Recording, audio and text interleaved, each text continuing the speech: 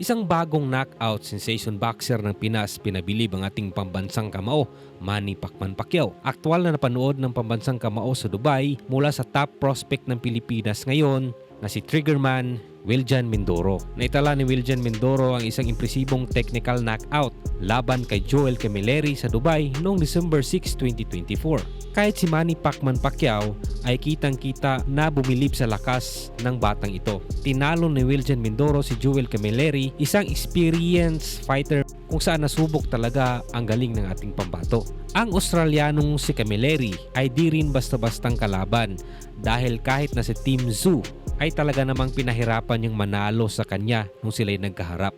Si Camilleri ay di nabago sa kalabang Pinoy dahil nung nakarang taon, nakalaban niya ang kabayan natin na si Arnel Tinampay kung saan tinalo niya ito sa pamamagitan ng unanimous decision.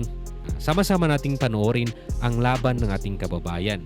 So tignan natin dito sa round 1 mga kaibigan, kitang-kita ang bilis nitong sa Camilleri. Yung mga galawan niya at bilis ay pupwede talagang may kumpara sa ating pambansang kamao Manny Pacman Pacquiao. So nakikita natin dito na may sidestep, nawawala bigla, parang galaw lang talaga ni Manny Pacquiao. So yun na nga guys, no, parang nagtatansyahan sila pero dito talagang kita-kita mo na nasa kondisyon itong sa Camilleri. So pagdating naman ito sa round 2 mga kaibigan, kontrolado pa rin ni Camilleri ang laban. Talagang magaling ito si Camilleri, no. Magaling siyang umilag, hindi siya nako-corner, nahahandle na ng maayos ang kanyang kalaban. So sa tingin ko, kung naipagpatuloy niya ito, yung pacing na to ay pwede niyang matalo si Wiljan sa desisyon. Dito naman mga kaibigan sa round 3, unti-unti na naka-adjust si Wiljan. Parang nakikita na yung kahinaan nitong si Camilleri. At isang suntok yung tumama dito. May tumama dito kay Camilleri. At saka halatang nanlambot ito. So muntika na maging nilaga. Talagang nahuhuli na siya ni Wiljan dito mga guys.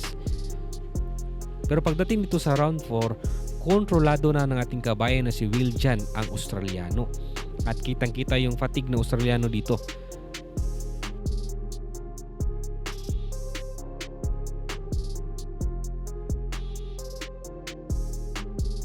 Bumabagsak lagi dito yung Australiano. So parang naging lalambot na siguro, humihina yung tuhod. Ito ay dahil sa malalakas na suntok na tinatanggap o natatanggap niya sa ating kabayan.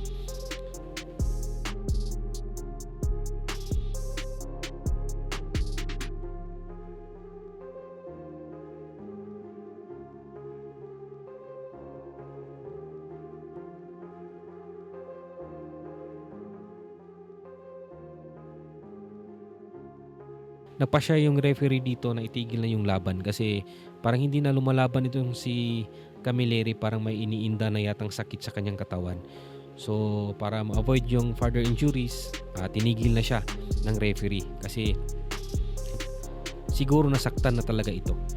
At dito nga mga kaibigan, itinanghal na panalo si Wiljan at kitang-kita yung paghanga ng ating pambansang kamao Manny Pacman Pacquiao dahil siya pa mismo ang naglagay ng belt nito. So nakaka-proud mga kaibigan, no, na meron tayong kabayan na nag-i-excel sa larangan ng boxing ngayon. So congratulations sa ating kabayan na si Wiljan Mindoro. Marami tayong aasahan sa batang ito mga kaibigan.